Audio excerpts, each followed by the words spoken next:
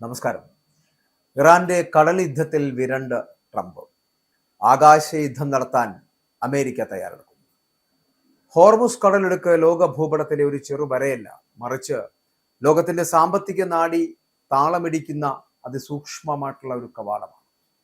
ദിവസേന കോടിക്കണക്കിന് ബാരൽ എണ്ണ കടന്നു പോകുന്ന ഈ ഇടുങ്ങിയ ജലപാതയിൽ ഒരു ചെറിയ ചലനം പോലും ആഗോള വിപണികളെ കുലുക്കുവാൻ മതിയാകുമെന്നുള്ളതാണ്. പേർഷ്യൻ ഗൾഫിൽ ഒരു നിമിഷമുയരുന്ന സംഘർഷം അമേരിക്കയിലെയും ഇംഗ്ലണ്ടിലെയും വിപണികളെ വരെ വിറപ്പിക്കുന്നതാണ് എന്നതാണ് ഒരു യാഥാർത്ഥ്യം. അതുകൊണ്ട് തന്നെ ഈ മേഖലയിലെ ഓരോ നാവിക താവളവും തുറമുഖവും ആണവ കേന്ദ്രവും ലോകശക്തികളുടെ കണ്ണിൽ വെറും ഭൂമിശാസ്ത്ര സ്ഥാനങ്ങൾ മാത്രമല്ല, അവ സമാധാനത്തിന്റെയും യുദ്ധത്തിന്റെയും ചിഹ്നങ്ങൾ കൂടിയാണ് എന്ന് പറയേണ്ടിയിരിക്കുന്നത്. എന്നാൽ പലരും ശ്രദ്ധിക്കാത്ത ഒരു കാര്യമുണ്ട്. കഴിഞ്ഞ പതിറ്റാണ്ടുകളായി ഇറാൻ ഈ മേഖലയിൽ ശക്തമായ ഒരു പ്രതിരോധം കെട്ടിപ്പടുക്കുകയാണ് എന്നുള്ളത് മറന്നു പോകരുത്. ബാഹ്യ സമ്മർദ്ദങ്ങൾക്ക് വഴങ്ങാതെ പിടിച്ചു നിൽക്കുവാൻ ശേഷിയുള്ള ഒരു സമുദ്ര ശൃംഖല നിശബ്ദവും എന്നാൽ അതീവ കൃത്യതയോടെയും അവർ നിർമ്മിച്ചു കഴിഞ്ഞിരിക്കുന്നു എന്നുള്ളതാണ്. ഹോർമുസ് കടലിടുക്കോട് ചേർന്ന് നിലകൊള്ളുന്ന ഇറാനിയൻ നാവിക കേന്ദ്രങ്ങൾ, അതായത് ഈ ഹോർമുസ് കടലിടുക്കുണ്ടല്ലോ, അതിനോട് ചേർന്ന് നിൽക്കുന്ന ഇറാനിയൻ നാവിക കേന്ദ്രങ്ങൾ മാത്രമല്ല, ഇറാന്റെ സമുദ്ര പ്രതിരോധ ശേഷിയുടെ മുഖ്യ നാഡിയാണ് ഇവയെന്ന് പറയേണ്ടിയിരിക്കുന്നു. ഇറാന്റെ കിലോ ക്ലാസ് അന്തർവാഹിനികളും ഫാസ്റ്റ് അറ്റാക്ക് ക്രാഫ്റ്റുകളും അവിടെ നിന്ന് പ്രവർത്തിക്കുന്നതിനാൽ ഈ പ്രദേശം വെറും ഒരു തുറമുഖമല്ല, ഒരു തന്ത്രപ്രധാനമായിട്ടുള്ള ഓപ്പറേഷൻ ഹബ്ബാണിതെന്ന് പറയേണ്ടിയിരിക്കുന്നു. അപ്പോൾ ഇവിടെ ഹോർമുസ് മേഖലയിൽ എണ്ണ ഷിപ്പിംഗ് പാതകൾ ലോക സാമ്പത്തിക വ്യവസ്ഥയ്ക്ക് അത്യന്തം നിർണായകമാകുന്ന ഒരു സാഹചര്യത്തിലേക്ക് എത്തുമ്പോൾ ഈ മേഖലയിൽ ഇറാൻ നിലനിർത്തുന്ന സാന്നിധ്യം തന്നെ ഒരു ജിയോ പൊളിറ്റിക്കൽ സന്ദേശമാണ്.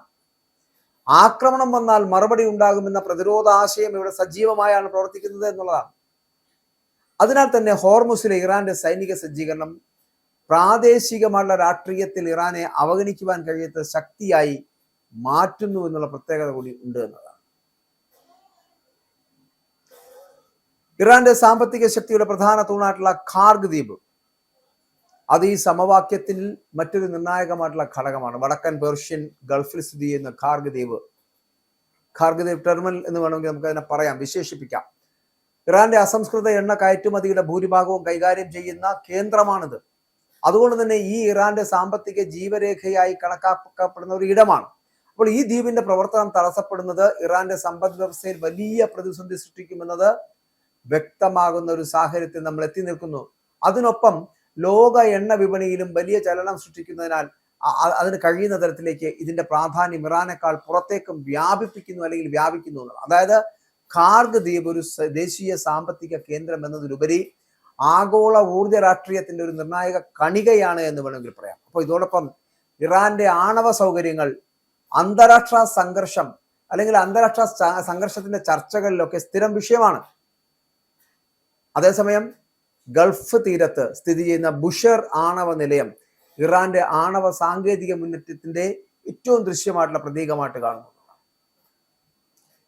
തീരദേശത്ത് സ്ഥിതി ചെയ്യുന്നത് കൊണ്ട് നാവിക വ്യോമയാനത്തിന് ഇത് കൂടുതൽ എളുപ്പത്തിൽ എത്തിച്ചേരാവുന്ന ലക്ഷ്യമായിട്ട് ചർച്ച ചെയ്യപ്പെടുന്നുണ്ട് എങ്കിലും യാഥാർത്ഥ്യം അതിലുപരി ഗൗരവമേറിയതാണ് എന്ന് പറയേണ്ടിയിരിക്കും. കാരണം ഒരു ആണവ നിലയത്തെ സംബന്ധിച്ച് സൈനിക ആക്രമണ സാധ്യത എന്ന് പറയപ്പെടുന്ന ചർച്ച ചെയ്യുമ്പോൾ തന്നെ അത് ഒരു സൈനിക ലക്ഷ്യമല്ല, പരിസ്ഥിതി ദുരന്ത സാധ്യതകൾ അടങ്ങിയ മനുഷ്യ ജീവിത പ്രശ്നമാണ്. അങ്ങനെ അതുകൊണ്ട് തന്നെ ഈ ബുഷർ പോലുള്ള കേന്ദ്രങ്ങൾ സൈനിക കണക്കുകൂട്ടലുകളിൽ മാത്രം ഒതുങ്ങാത്ത ഒരു രാഷ്ട്രീയ നൈതിക പ്രതിസന്ധിയിലൂടെയാണ് അങ്ങനെ പ്രതീകങ്ങളായിട്ട് മാറുന്നത് എന്നുള്ളതാണ്. ഇറാന്റെ ആണവ ശൃംഖലയുടെ പ്രവർത്തനപരമായിട്ടുള്ള ഹൃദയമായി വിലയിരുത്തപ്പെടുന്നത് ഇവിടെ ഇസ്ഫഹാൻ ന്യൂക്ലിയർ ടെക്നോളജി സെന്ററാണ്.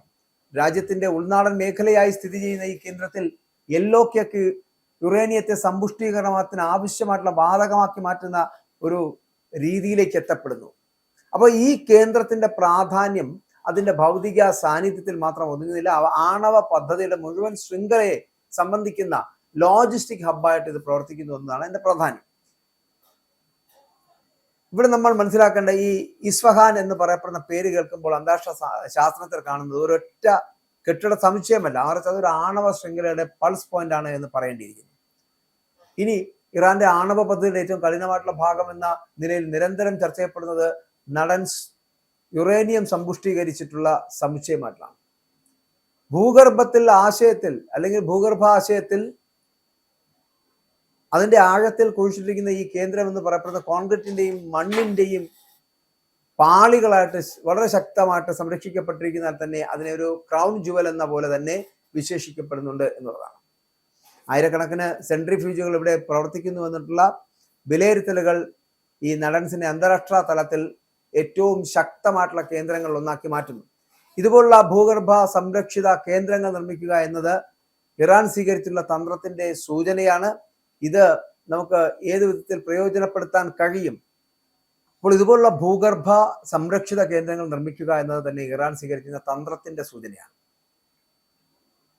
ഏത് സമ്മർദ്ദത്തിനിടയിൽ നിലനിൽക്കുന്ന ഒരു പ്രതിരോധ ശൃംഖല സൃഷ്ടിക്കുക. അതായത് ഇറാന്റെ സൈനിക സാങ്കേതിക സംവിധാനങ്ങൾ വെറും ശക്തി പ്രദർശനമല്ല, ദീർഘകാല പ്രതിരോധ പദ്ധതിയുടെ ഭാഗമാണ് എന്നാണ് പറയപ്പെടുന്നത്. അതേസമയം ഇറാനോട് ചേർന്ന് സ്ഥിതി ചെയ്യുന്ന പാർച്ചിൻ മിലിറ്ററി കോംപ്ലക്സ് പോലുള്ള കേന്ദ്രങ്ങൾ ഇറാന്റെ സൈനിക ഗവേഷണ ശേഷിയെ ചുറ്റിപ്പറ്റിയുള്ള സംശയങ്ങളും ചർച്ചകളും ഒക്കെ വർദ്ധിപ്പിക്കുന്ന ഘടകങ്ങളാണ്.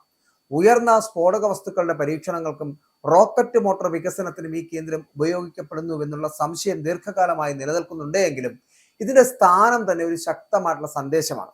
തലസ്ഥാനത്തിന് സമീപം ഇത്തരമൊരു സൈനിക പരീക്ഷണ കേന്ദ്രം നിലനിൽക്കുന്നത് ഇറാൻ തന്റെ സുരക്ഷാ സംവിധാനങ്ങളെ കേന്ദ്രഭാഗത്ത് തന്നെ ശക്തമായിട്ട് പിടിച്ചു നിർത്തുന്നു എന്ന സൂചനയായി കണക്കാക്കപ്പെടുന്നു. അതുകൊണ്ട് തന്നെ പാർച്ചിൻ എന്നത് ഒരു സൈനിക സമുച്ചയത്തെക്കാൾ കൂടുതൽ ഇറാന്റെ സ്വയം പര്യാപ്ത പ്രതിരോധ സമീപനത്തിന്റെ പ്രതീകമായിട്ട് മാറിയിരിക്കുന്നു.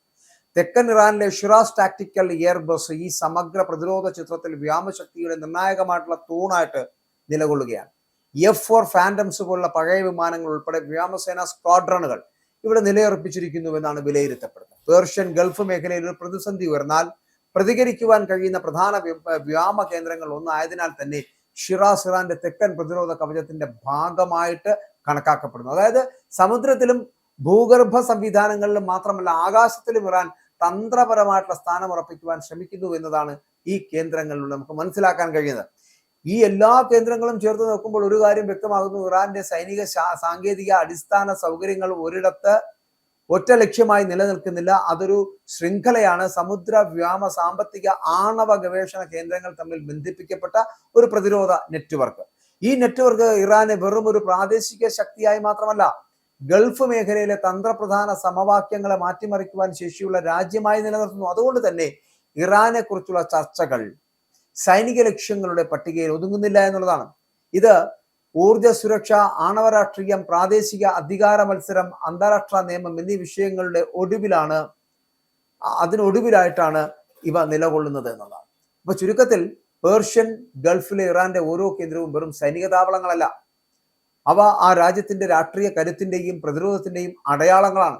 ഏത് വലിയ സമ്മർദ്ദത്തെയും നേരിടുവാനും രാജ്യസുരക്ഷ ഉറപ്പാക്കാനുമായിട്ട് ഇറാൻ ദീർഘകാലാടിസ്ഥാനത്തിൽ നിർമ്മിച്ചെടുത്ത തന്ത്രങ്ങൾ.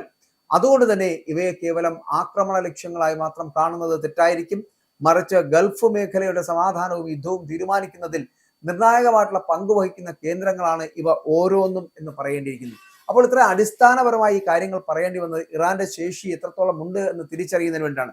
അതുകൊണ്ട് തന്നെ ഇവിടെ സൂപ്പർ പവറുകൾ ഇപ്പോൾ ആകാശത്ത് യുദ്ധം പ്രഖ്യാപിക്കുമ്പോൾ ഇറാൻ കളി മാറ്റുന്നത് കടലിനടിയിൽ ചെന്നിട്ടാണ്.